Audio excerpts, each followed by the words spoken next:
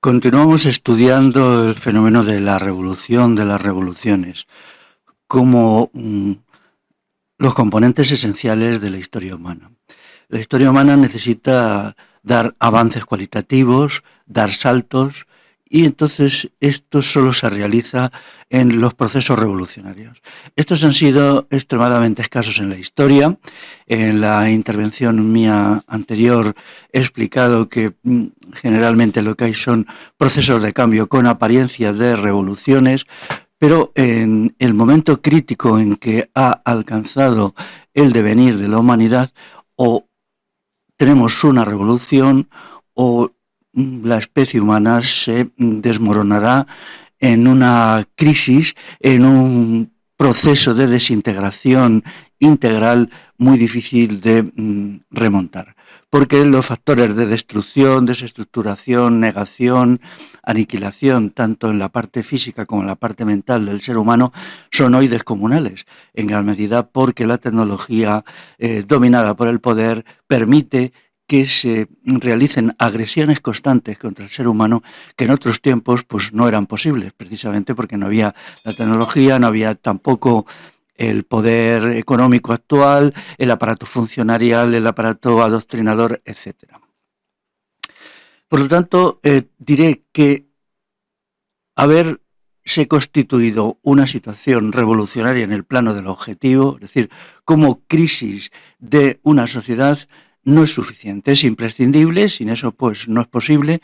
Si una sociedad todavía es viable, es estable, si su base económica, su base política, su base cultural tiene consistencia y solidez, pues si esta sociedad es viable no puede haber ningún cambio revolucionario. Pero con una crisis solo no es suficiente, es decir, la crisis objetiva tiene que ir unida a cambios en el factor consciente, es decir, en la conciencia, la organización, la preparación del individuo, la constitución de un proyecto y un programa revolucionario que convierta esa posibilidad de revolución en revolución realizada.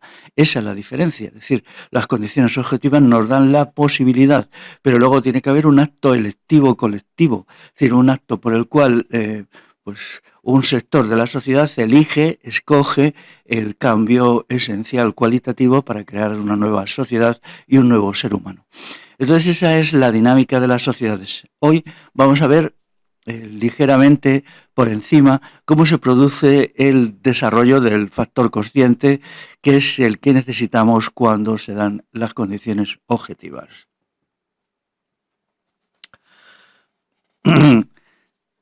A veces las sociedades pueden regenerarse para mal.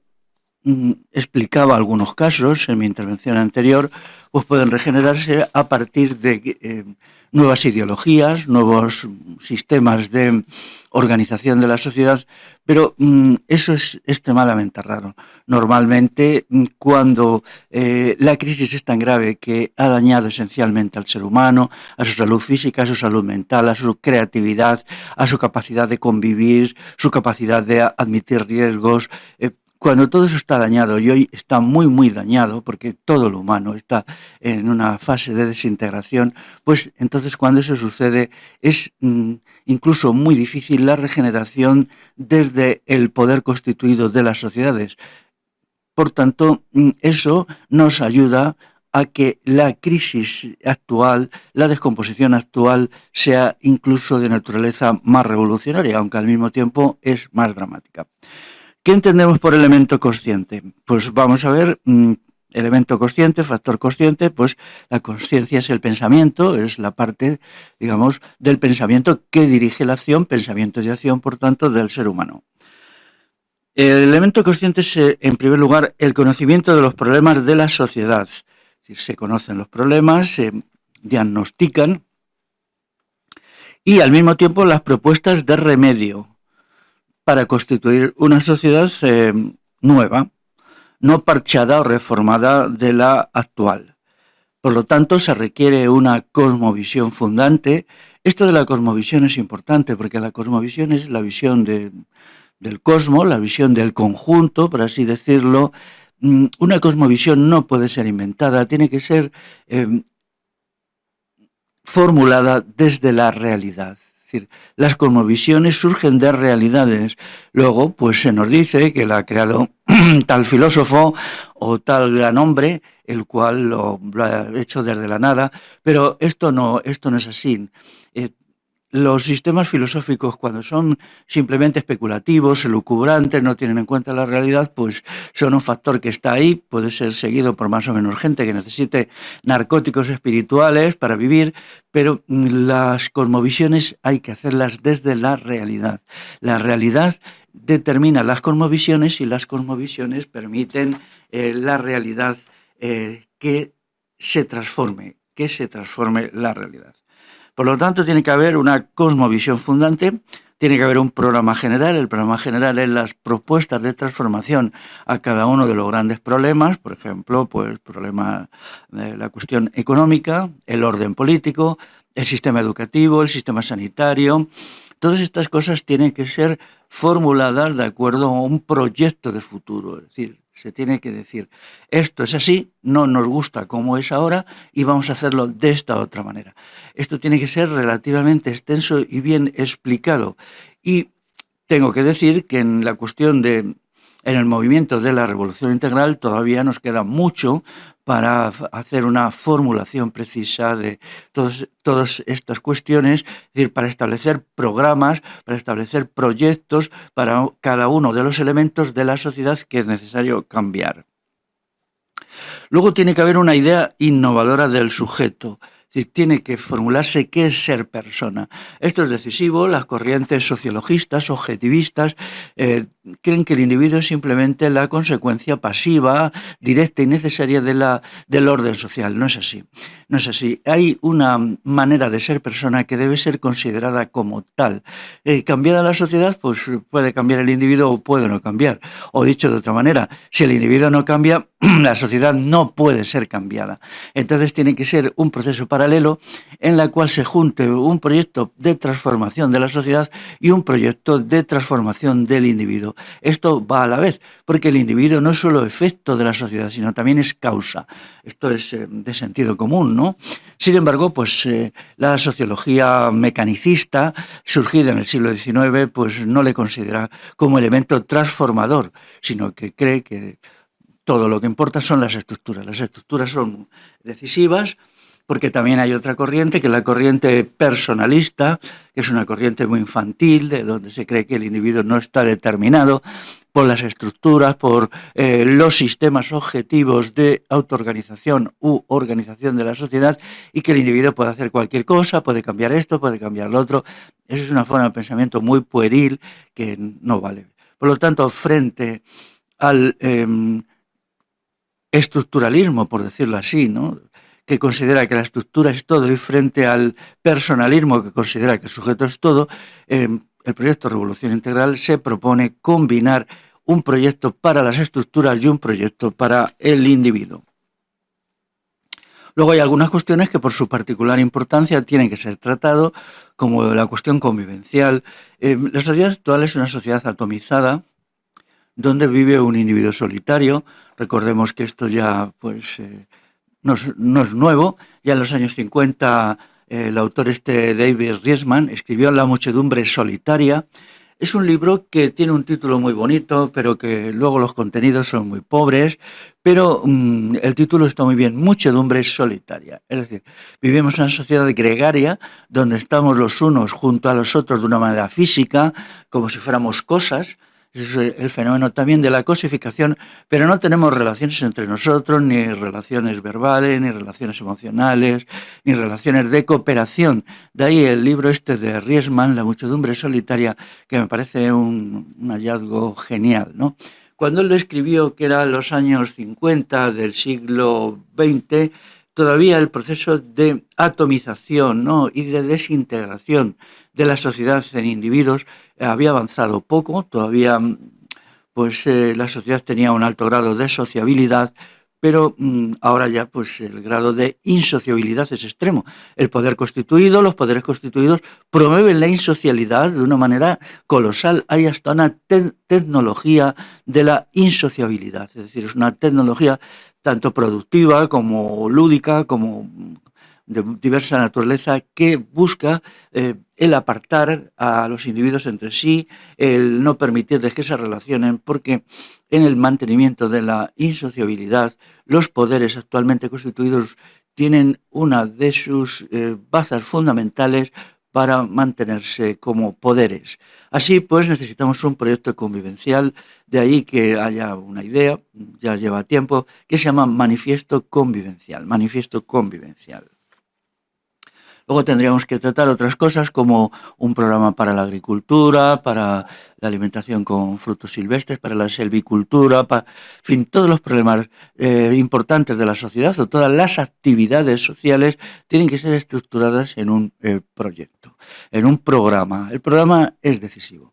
Así pues, cuando vemos ahora, todos estos sectores o esta gente hipercrítica, lo critica todo, ¿no? Estos boquirrotos, es la expresión que se dice en castellano, de esta gente que es hipercrítica, pero su criticismo extremado, ¿a dónde lleva? No lleva nada, porque no tiene ningún proyecto propositivo, no tiene ninguna propuesta constructiva. Entonces, las propuestas constructivas, ya he dicho, pueden ser reformistas o pueden ser revolucionarias. Las propuestas constructivas son nada porque hoy la sociedad no es reformable, no es en absoluto reformable, no ya en lo principal, que es irreformable, ni siquiera en lo secundario, que también es irreformable, pero en lo terciario también lo es, una sociedad petrificada, fosilizada, porque es muy estructurada legalmente, con unos aparatos de poder enormes, aparatos policiales, aparato judicial, y entonces, pues, a las sociedades así no hay por dónde meterles manos, son como un cuerpo pétreo que no puede ser cambiado en nada. De ahí la angustia y la desazón de todos los proyectos reformistas bien intencionados que acaban pues en la decepción, en la amargura y en la disolución. Pero el proyecto revolucionario también tiene que basarse en programas, en un programa general y en programas parciales. Hay muchos elementos que tienen que ser programatizados. El programa es una propuesta de acción, porque significa nosotros este aspecto de la vida social queremos que sea así. Y entonces ya ahí hay un proyecto de acción, ¿no? Mientras que el criticismo, del que ahora tantísimo se abusa, hay gente pues que es famosilla a base solo de largar atrocidades y decir cosas y no proponer nada. Cuando nos encontramos ante un criticista, lo que tenemos que hacer es pedirle que ofrezca su programa. Vamos a ver, vale, tú largas mucho, tú dices mucho, mucho bla, bla, bla, mucha crítica, esto está mal, otro está mal, lo demás allá está mal, mal, mal, mal, pero ¿tú qué propones? ¿Qué propones? Dínoslo, porque si no eres un demagogo, eres un charlatán, nos estás haciendo perder el tiempo. Y ya veréis como en el 99% de los casos, estos boquirrotos feroces lo que te proponen es reformas. Reformas utópicas, reformas imposibles, reformas basura. Y quien quiere reformar, pues es porque adora el sistema constituido. Yo no quiero reformarlo. A mí no me interesa ni reformarlo ni que se mantenga. No me interesa el sistema. Lo que me interesa es destruirlo, destruirlo, destruirlo y crear sobre sus ruinas un nuevo orden social, un nuevo modo de ser humano y una nueva organización de la vida colectiva en la sociedad. Así pues, tenemos que considerar los elementos programáticos como importantes. Ciertamente, para alcanzar la fase constructiva del programa hay que pasar por una fase crítica en la cual pues, se desmenuza la sociedad actual, las cosas que hace, las cosas que tiene, pero esa fase crítica es intermedia. Quedarse en la crítica es engañar a la gente y a veces engañarse. Para hacer frente al cambio en la sociedad, pues tenemos que establecer algunos valores fundantes. Los valores no son eternos, porque incluso aunque sea eterna la palabra, la forma de comprenderla se diferencia mucho según un tiempo u otro. Por ejemplo, hay un valor fundamental que es el de la libertad, pero claro, hay muchas formas de entender la libertad y el poder actual pues emplea la palabra libertad para definir la tiranía. Es decir, ellos a la tiranía, a su tiranía, le denominan libertad. Claro, no iban a decirse, nosotros tenemos un orden social de tiranía, eso queda muy feo, ¿no? Entonces necesitan decir, nosotros hemos construido una sociedad libre, una sociedad perfecta y entonces pues ya, claro, no hay que modificarla porque ya es perfecta, porque ya es libre. Este juego es eterno, es la lucha de las ideas es así. Alguien lanza una idea, otro le refuta y todo esto pues va dirigido a ver quién gana la opinión pública para los procesos o bien de transformación revolucionaria o bien de mantenimiento contrarrevolucionario, porque toda idea al final es una propuesta de acción de un modo u otro. Entonces, la revolución es un acto práctico, es un acto práctico.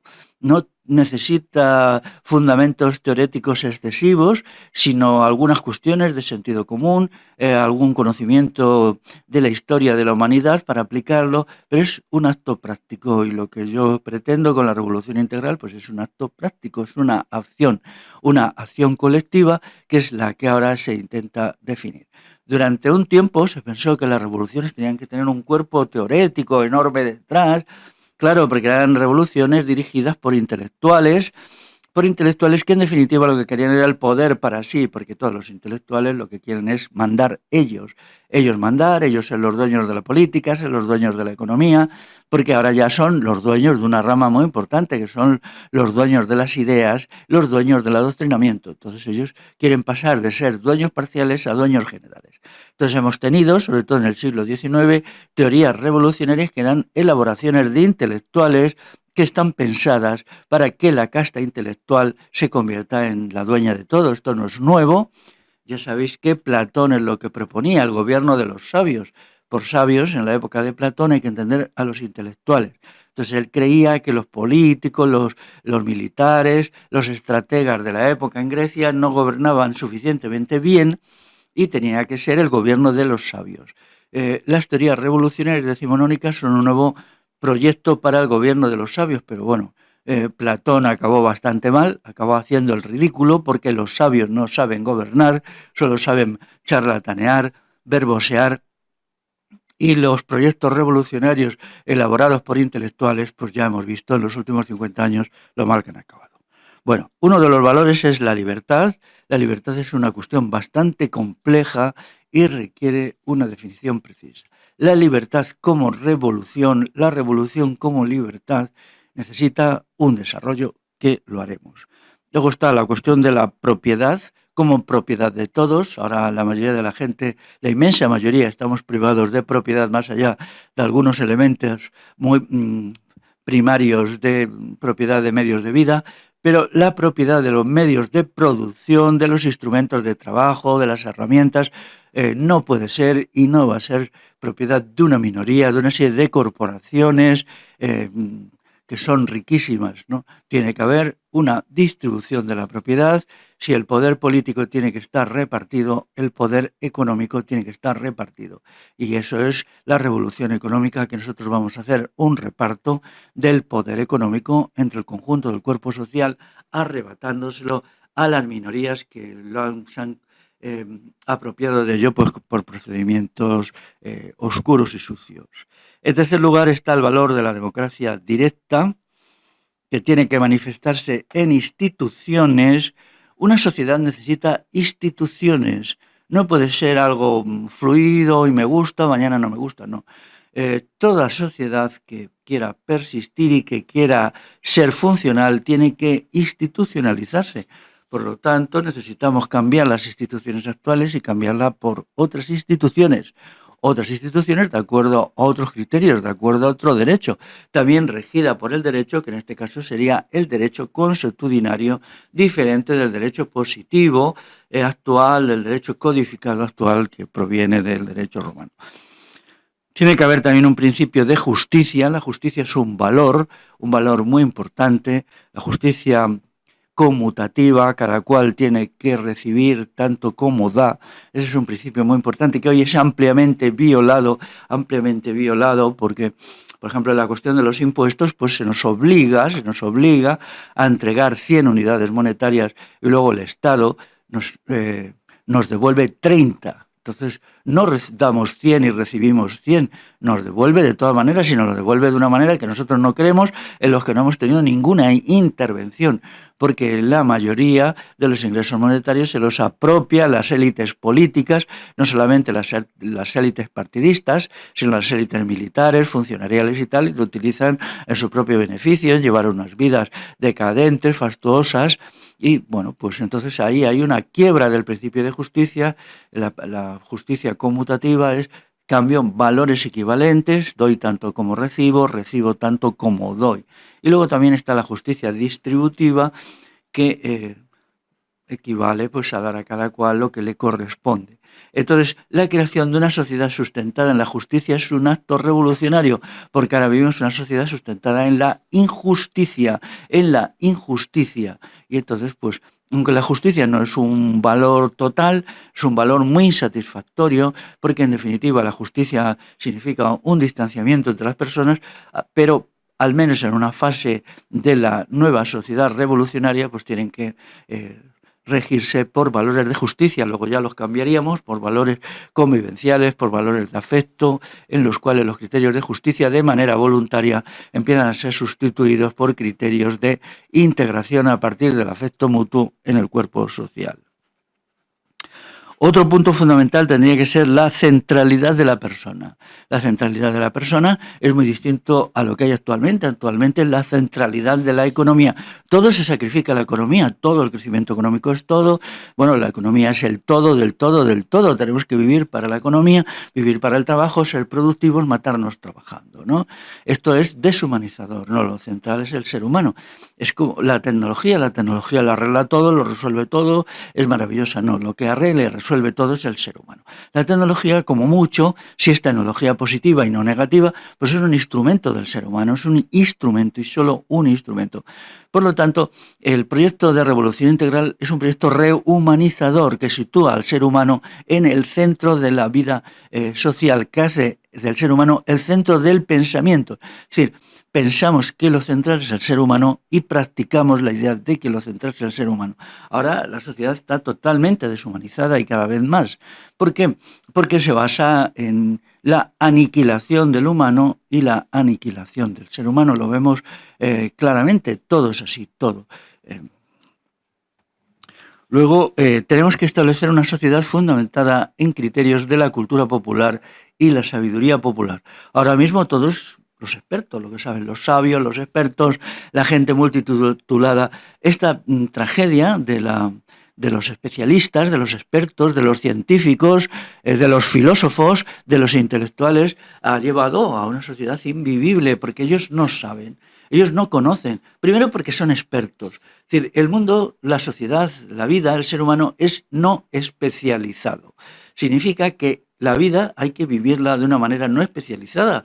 Tenemos que cumplir todo el ciclo de la vida, del principio hasta el final, y no podemos especializarnos en algo. No podemos especializarnos, por ejemplo, en tomar el biberón, sino que, bueno, tomar el biberón, tomar la teta, es una etapa de la vida y luego pasamos a otra. Entonces el pensamiento especializado, el de los expertos, es un pensamiento falso. Y cuando ves las decisiones que toman, pues entonces te echan las manos a la cabeza, porque es los sabios que no saben. Luego hay otro tipo de gente que es, gente más pragmática dentro del poder, que le da una patada a todo lo que dicen los sabios y los expertos y ojo de buen cubero y por la cuenta de la vieja toman las decisiones que realmente son operativas. Pero entonces, si todos los expertos, los sabios, los científicos, todos estos, en definitiva, no saben para nada, no sirven para nada, ¿por qué tenemos que mantenerlos? Porque cobran carísimos. Pues lo voy a decir, porque nos adoctrinan. Son los adoctrinadores profesionales. Entonces vamos a eliminar a los adoctrinadores, vamos a librarnos de ellos, porque son muy caros, porque conculcan el principio de la libertad de conciencia y vamos a crear una sociedad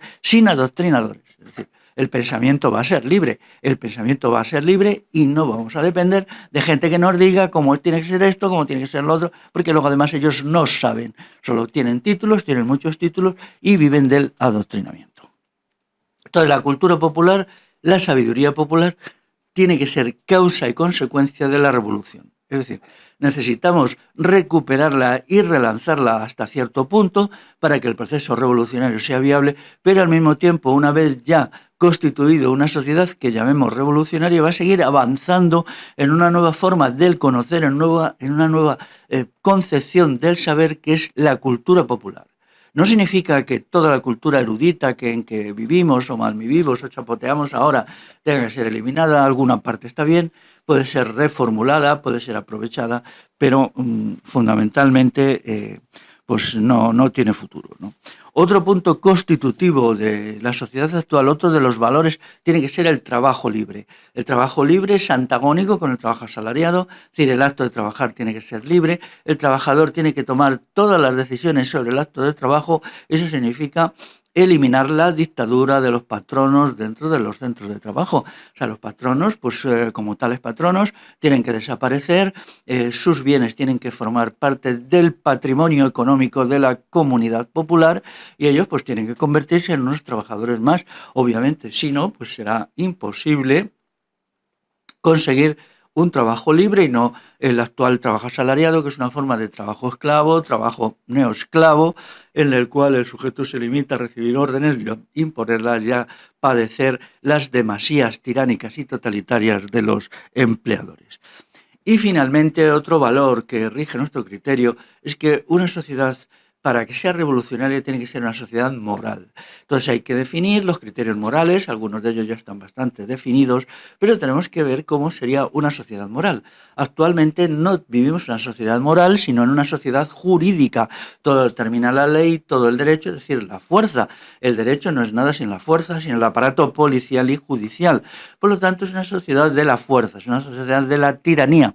Sin embargo, los valores morales no son así, son convicciones que asume voluntariamente la mayoría o la inmensa mayoría de la sociedad, porque son de sentido común, porque benefician al bien común, y entonces se interiorizan y se vive de acuerdo a criterios morales.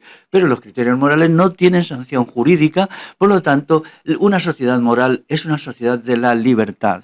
Daros cuenta que ahora se odia la moral, ¿no? Se piensa que la moral es religiosa, como si, bueno, las religiones estatales son morales.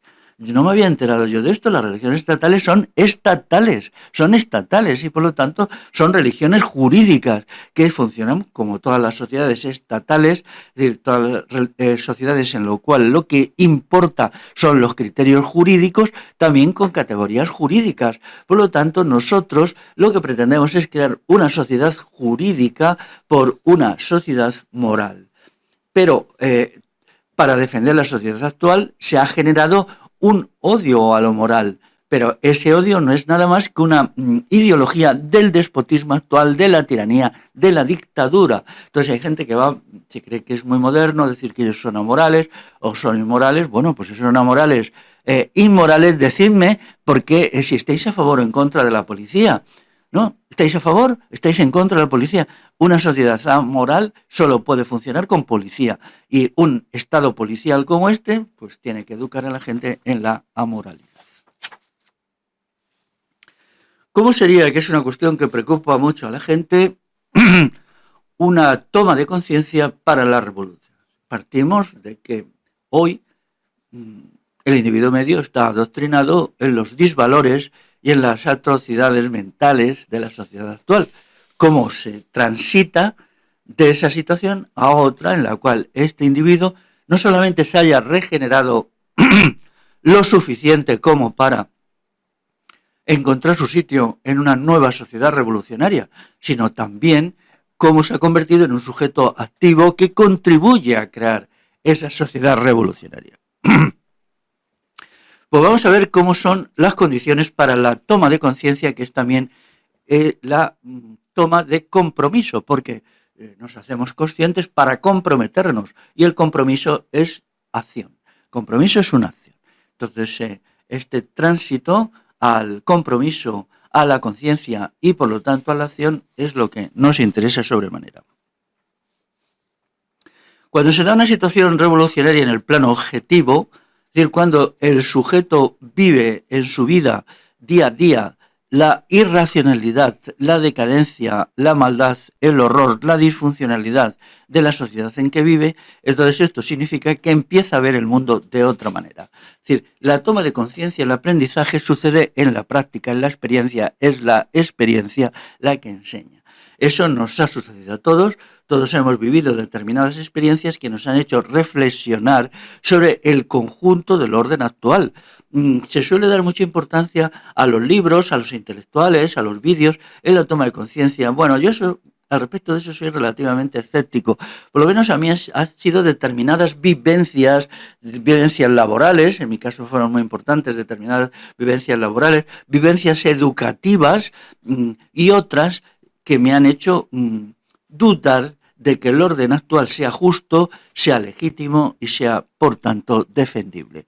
Pero esa toma de conciencia a partir de la experiencia es imprescindible y básica, pero no es suficiente. Luego hay que introducir elementos complementarios de reflexión, de análisis, que son los que estamos creando a partir de los proyectos y programas revolucionarios. Entonces, tienen que darse dos factores. El que impulsa la toma de conciencia a partir de una comprensión vivencial de que la sociedad actual es irracional y que está en trituración, y el otro que es los elementos de conciencia que se van creando a partir de la reflexión y a partir de otros instrumentos analíticos de tipo pensante. Por lo tanto, en un sistema de estabilidad, cuando la sociedad es estable, pues la conciencia revolucionaria es muy pequeña. Lo que hay son pues muchos activistas reformadores que van por ahí criticoteando todo y ahí proponiendo pues pequeñas reformistas, ¿no? Pero claro, la situación empieza a ser distinta cuando hay ya una situación de crisis o descomposición revolucionaria. La primera manifestación de ella es la crisis de 2008-2014.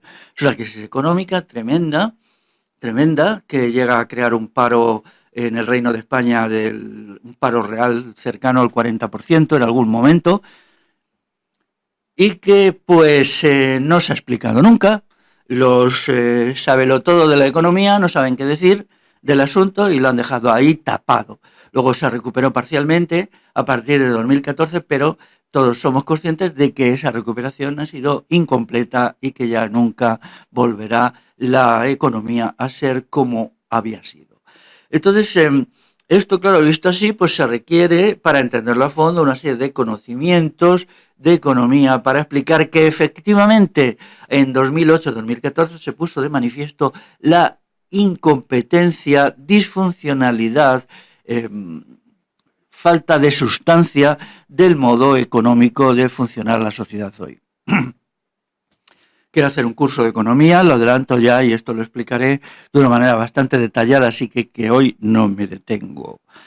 Entonces, pero claro, los problemas se siguen amontonando. No solamente eso, sino hemos tenido una crisis de salud muy fuerte, en la cual se han puesto de manifiesto muchas cuestiones. El sistema educativo está fuera de control, el sentimiento de pánico que origina ver cómo a la infancia y a la juventud realmente se la lamina, se la tritura, se la deshumaniza, se le hace pues criaturas degradadas en el sistema educativo, pues esto es tremendo. Sin embargo, el sistema educativo, siendo un sistema estatal como es ahora, hace 50 años no era tan funesto. Fijaros, no era tan funesto. Es decir, hay una evolución a lo negativo y cada vez más negativo.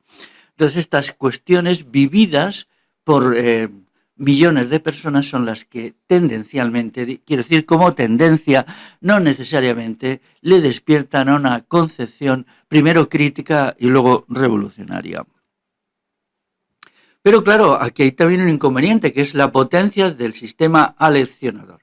El sistema aleccionador actual es descomunal, es formidable, es algo que nunca ha existido, puesto que hay medios económicos muy potentes, se pueden dedicar al aleccionamiento grupos compactos de cientos de miles de personas. El oficio de aleccionar es uno de los más pagados y luego tenemos una tecnología para el aleccionamiento que es fundamental, ¿no? Ya sabéis que la tecnología actual es súper efectiva básicamente en tres tareas. las cuestiones militares, las cuestiones del aleccionamiento y adoctrinamiento y el control, la supervisión y la vigilancia tanto en la empresa como en la sociedad. La maravillosa tecnología actual cumple estas tres funciones de estabilización del orden social.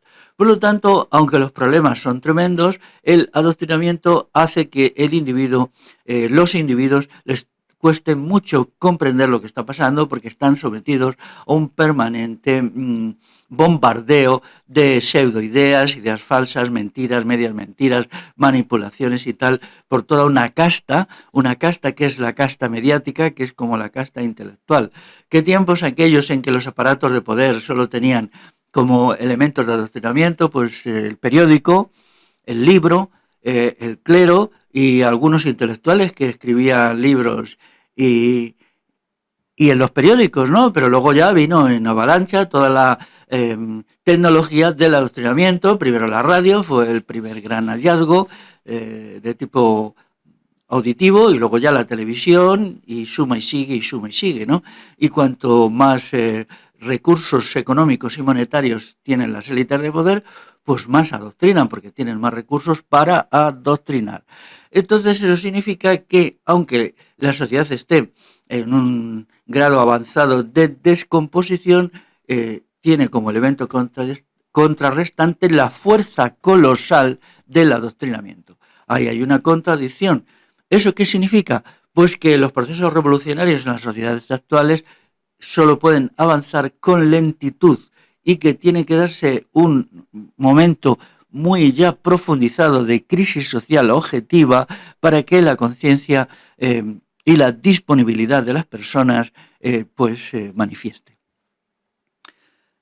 La experiencia de los cambios sociales en la historia indica que estos son siempre obra de minorías. Es obra de minorías. En la cuestión de la transformación social hay una desigualdad radical entre las personas. Hay un tipo de personas que nunca van a ser conscientes, por desgracia, nunca van a comprometerse en nada y nunca van a ser sujetos activos de la revolución.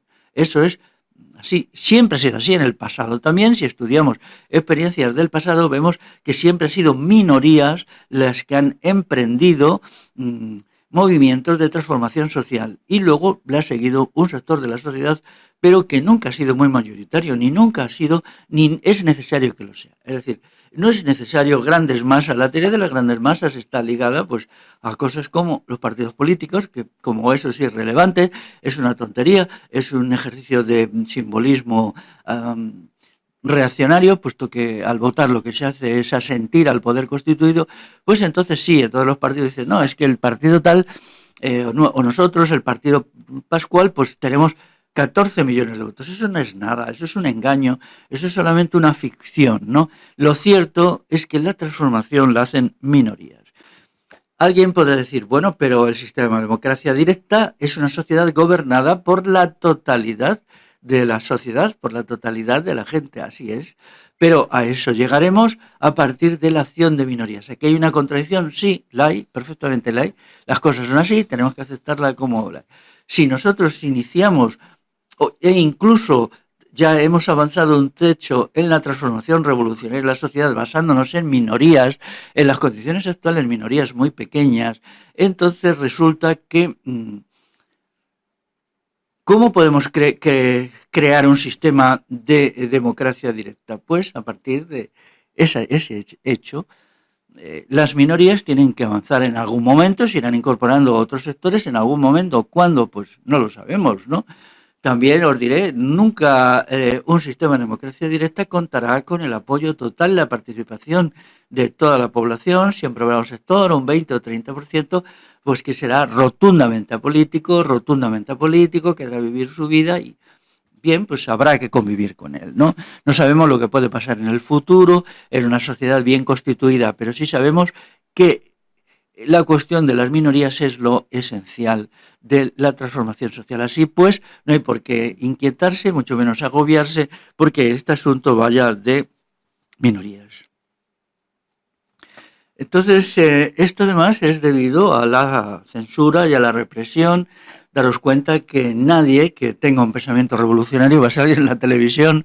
Yo al respecto, pues mi experiencia es clara. Es decir, a la televisión van los serviles, los lacayos, allí van y claro, a las tertulias, o les ponen programas, en las tertulias les pagan cantidades colosales, porque hoy un intelectual es un señor pues que es rico, que se enriquece con sus trabajos de adoctrinamiento.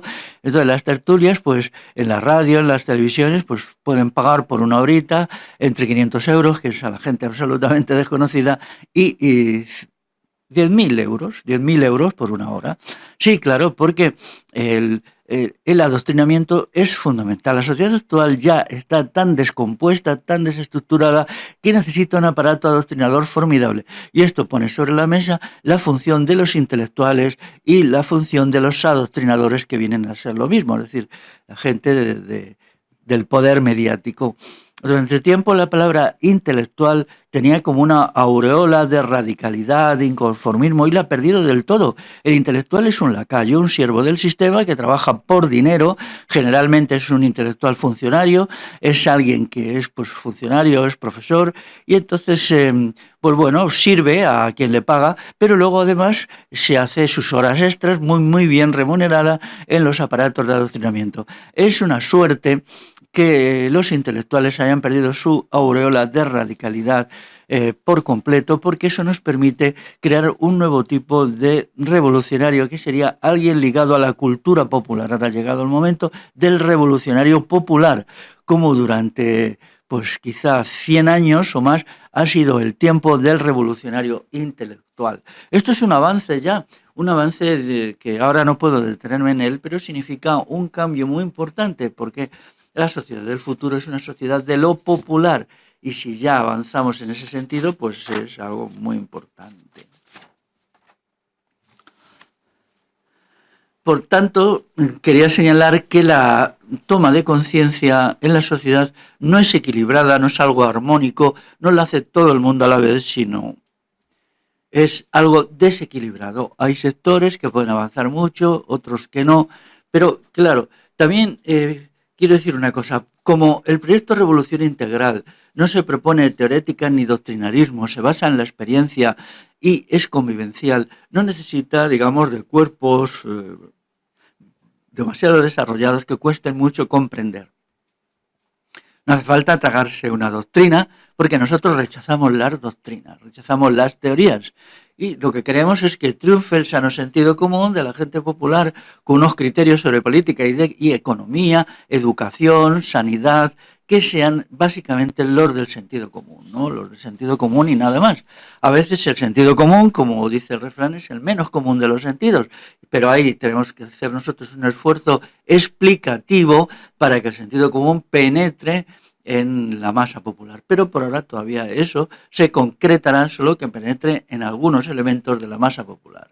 Quiero decir que, en lo que a mí respecta, yo estoy muy contento que la gente que sigue mis ideas es gente básicamente popular, gente, por suerte ya aquí no hay intelectuales famosetes, ni nada de esto, ni gente que escribe libros, que en general pues los libros que se escriben son sencillamente horribles. ¿Cómo se da el proceso de convencimiento? El proceso de convencimiento es delicado porque el individuo actual pues tiene la mente tan reformulada, tan manipulada, tan adoctrinada, que le cuesta trabajo no solamente entender lo que se le puede explicar, sino entender la realidad. En una sociedad sin adoctrinamiento la realidad se entiende bastante bien, es decir, el sujeto percibe y comprende la realidad. Hoy no. El sujeto no la percibe. Primero no la percibe, ¿por qué? Porque la vive o la percibe con las anteojeras de lo que le ha metido en la cabeza el adoctrinamiento. Y luego no la comprende porque está ahí el cuerpo teórico descomunal en el cual sigue siendo adoctrinado desde la tumba desde el nacimiento hasta la tumba. Entonces,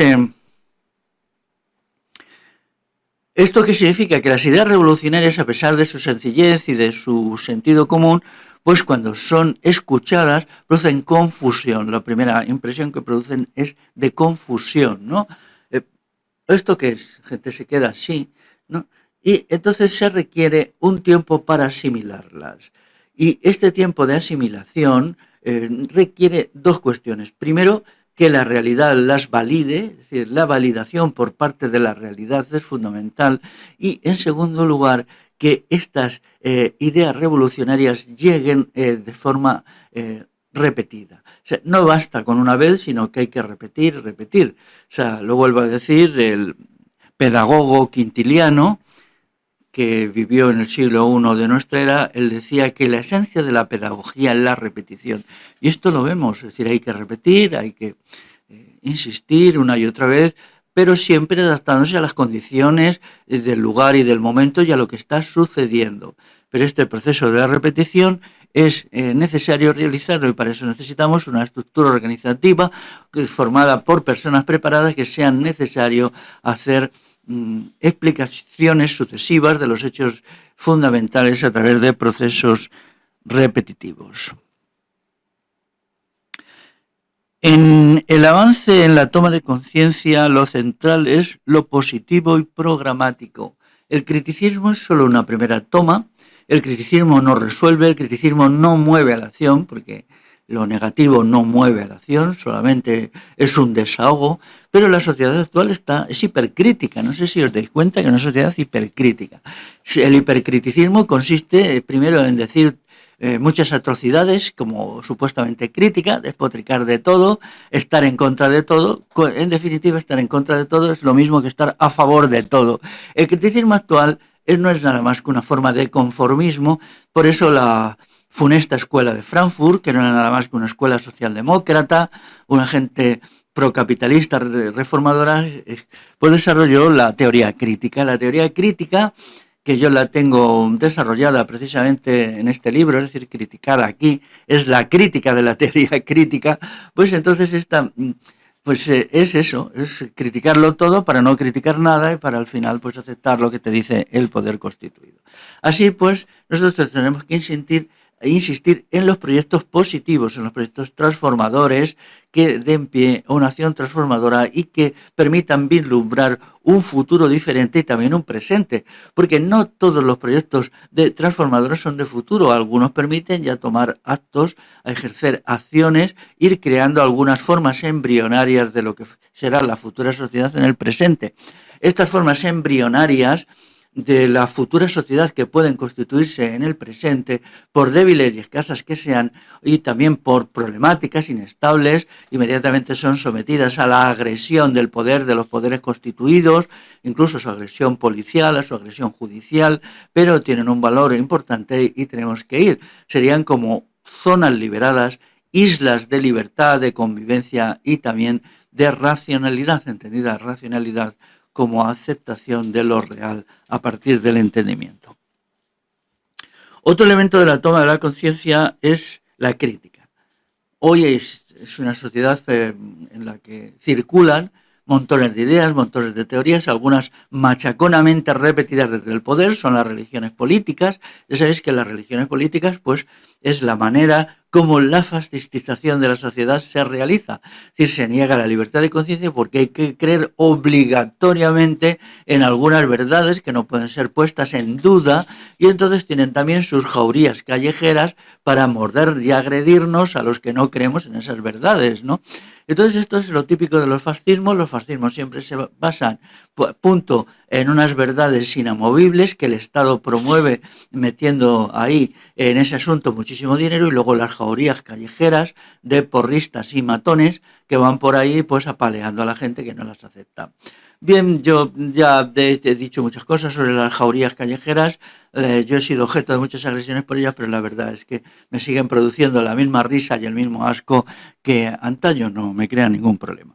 Así pues, necesitamos ejercer la crítica. La crítica es muy interesante para comprender qué está bien y qué está mal. Y necesitamos embarcarnos en operaciones críticas, es decir, en proyectos críticos fuertes en el futuro y ya en el presente. Hay ideologías, sobre todo con las religiones políticas, que deben ser refutadas. La verdad es que las religiones políticas se refutan bastante a sí mismas, pero se basan en el miedo que provocan. Este es otro elemento, el miedo.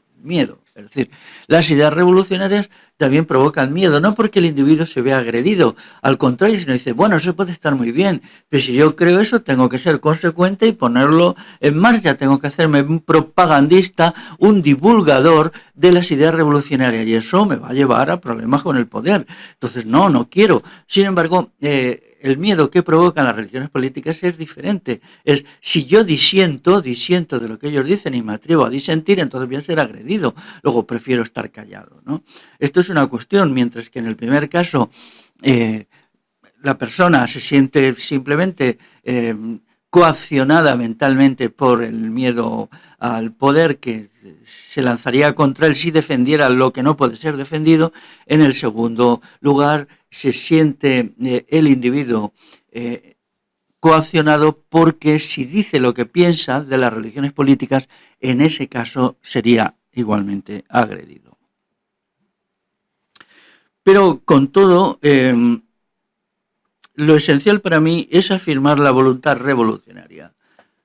Que las sociedades entren en crisis objetivamente, eso es inevitable. Ahora, lo que no es inevitable, lo que puede suceder o puede no suceder es la revolución. Entonces aquí es un acto electivo, es decir, hay una elección, elegimos o no elegimos la revolución.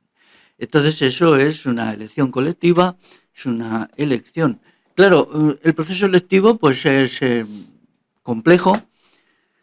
Tenemos que también considerar que individuo a individuo, pues la toma de conciencia es larga, puede ser incluso a veces dolorosa. Entonces es necesario no presionar demasiado a la gente, sino más bien pues dejar que sus procesos mentales evolucionen. Es decir, las personas no despiertan a la conciencia cuando nosotros queremos. Ni esta persona lo hace, ni tampoco el conjunto del cuerpo social. Despiertan cuando sus procesos mentales pues llegan a ese momento. ¿Qué es lo que necesitamos? Que el programa, el proyecto y el ideario revolucionario sea ampliamente conocido. Es decir, sea conocido, tenemos que lograr que millones de personas lo conozcan, pero esas millones de personas lo conocen, pueden necesitar mucho tiempo, años, para convencerse, pero si lo conocen, pues a medida que la putrefacción de la sociedad vaya avanzando, pues ellos mismos estarán en condiciones de incorporarse al proyecto revolucionario. Así pues, no hay que forzar la marcha. En una minoría de personas, pues el conocimiento y la persuasión y la convicción y la aceptación de responsabilidades es más rápida, pero en otras personas pues es más lenta. Así pues, nuestro objetivo en el terreno de lo consciente se compone de dos cosas. Primero, desarrollar el proyecto y programa de la revolución de una manera completa. En segundo lugar, darlo a conocer masivamente, para que ese conocimiento que tenga una parte importante del cuerpo social, el más activo, el más comprometido, el más despierto, sirva para que a medida que la crisis de la sociedad se vaya profundizando, vayan habiendo personas que digan, pues es así, la sociedad actual se está desintegrando y yo tengo que incorporarme a un proyecto de transformación integral de la sociedad. Entonces esos serían los elementos de la revolucionarización de la sociedad actual en el terreno de la conciencia, de las ideas y del compromiso individual. Antes de continuar, quiero decir que donde sí hay un avance relativamente importante hacia un proyecto y programa revolucionario es en este libro mío, en el prólogo a la cuarta edición. Este libro tuvo su primera edición hace ya 10 años y hace poco que ha salido la cuarta edición. Entonces, lo que yo dedico a la cuarta edición, que es relativamente larga, extensa, es el prólogo a hacer una exposición del ideario revolucionario en el sentido programático. Es una exposición con todo breve, pero bueno, ahí está por si alguien la quiere mirar. Entonces, quería acabar con un punto que es el siguiente. ¿Qué ventajas tiene para el individuo aquí y ahora, el individuo actual, la persona actual, la adhesión a un proyecto revolucionario? La adhesión a la idea de revolución tiene ventajas enormes. Voy a decir una que es, en primer lugar, la creatividad individual. Es decir, si uno cree en la sociedad actual y cree que nunca va a cambiar, que va a ser eterna, que va a existir dentro de 100 años, dentro de 1000, dentro de 10.000. Esto es una idea infantil, pero mucha gente lo cree, ¿no? Entonces, si uno cree, pues su mente se degrada, porque se limita a pensar en los términos del sistema actual, que son muy limitaditos y muy poquita cosa, ¿no? Entonces, la idea revolucionaria lo primero que aporta al individuo es una inmensa creatividad. Se atreve a pensar, se atreve a ver las cosas de otra manera y se atreve en todos los aspectos de la vida, incluso de su vida íntima y personal, a buscar soluciones diferentes a los problemas. Y se sitúa fuera del sistema, conquista la libertad de pensamiento de la manera más rotunda. Mientras que el conformista, el que solo piensa en términos de esta sociedad, este mundo, este sistema de disvalores, nunca puede ser creativo. Eso es una cuestión para mí clarísima. En segundo lugar, desarrolla, incluso de una manera inconsciente dentro de sí, la virtud de la fortaleza. Porque el cambio revolucionario es una cosa tremenda, no nos engañemos, ¿no? Entonces aquí no hay sitio para los pusilánimes, para los cobardicas, para la gente que se asusta por todo, para los medrosos, ¿no? Entonces la virtud de la fortaleza es decisiva. Entonces la vida se ve de otra manera. Uno quiere vivir como una personalidad con fortaleza. Ya sabéis que virtud y fortaleza son sinónimos. La palabra virtud es una palabra latina que viene de vir, que en los orígenes del latín, en el latín primitivo, significa fortaleza. Fortaleza no es fuerza, no es agresión. Fortaleza es la capacidad de estar en el mundo desde la fortaleza, desde la energía, desde la vitalidad y desde el entusiasmo. Eso, quien crea en el orden actual, o peor todavía, se resigne al orden actual, nunca podrá tener la virtud de la fortaleza, porque ¿para qué?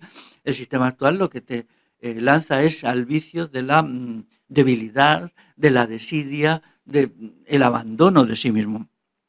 En tercer lugar, la idea revolucionaria proporciona al individuo libertad, porque es una comparación entre lo que hay que no se desea y lo que puede y debe haber que sí se desea. Entonces, en este juego dialéctico de lo que hay pero no se desea y lo que no hay pero sí se desea, hay un gran desarrollo de la libertad, porque vamos del uno al otro, vivimos en el mundo actual, que es una cloaca, y avanzamos hacia el mundo del futuro, que es una sociedad humana realizada. Cuidado, no una utopía, yo estoy en contra de las utopías, nunca habrá sociedades perfectas, todas las sociedades serán imperfectas.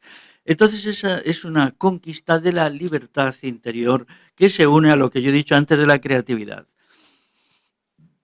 En cuarto lugar, la idea revolucionaria, cuando es asumida e interiorizada, origina un impulso convivencial, puesto que la revolución es un proceso con todo, aunque en ninguna revolución nunca ha existido y nunca participarán todo el mundo, será con todo de grandes minorías, una acción de grandes minorías, pero la cuestión convivencial se ve de otra manera, ¿no? Entonces consideras que vamos a crear un orden moral y no un orden jurídico, lo que he explicado antes, entonces ves al individuo de otro modo, empiezas a concebir al individuo como alguien que es tu camarada, con el que estás peleando ya codo con codo, alguien con el que vas a crear una nueva sociedad, lo ves de una manera nueva, lanzas sobre él una mirada de amor, entonces eso te permite ser un sujeto convivencial, mientras que actualmente pues el individuo de la sociedad actual es un individuo que vive sepultado en esta tumba, entonces básicamente está lleno de malos humores, de mal genio, de gruñidos, y entonces la idea de la revolución le permite cambiarse de sujeto asocial a sujeto convivencial.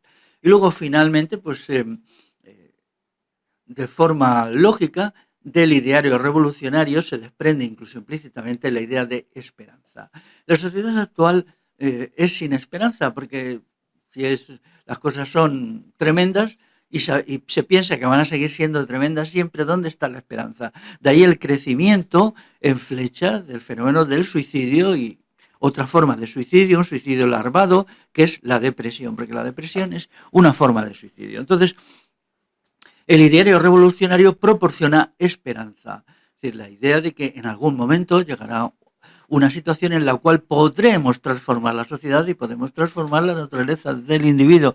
Conquistaremos la libertad, crearemos un orden bien lógico, basado en criterios de sentido común y no como ahora, que lo único que importa son los intereses de una minoría organizada como poderes económicos y políticos. Así pues, la adhesión a la idea de revolución nos otorga creatividad, fortaleza, libertad, convivencia y esperanza.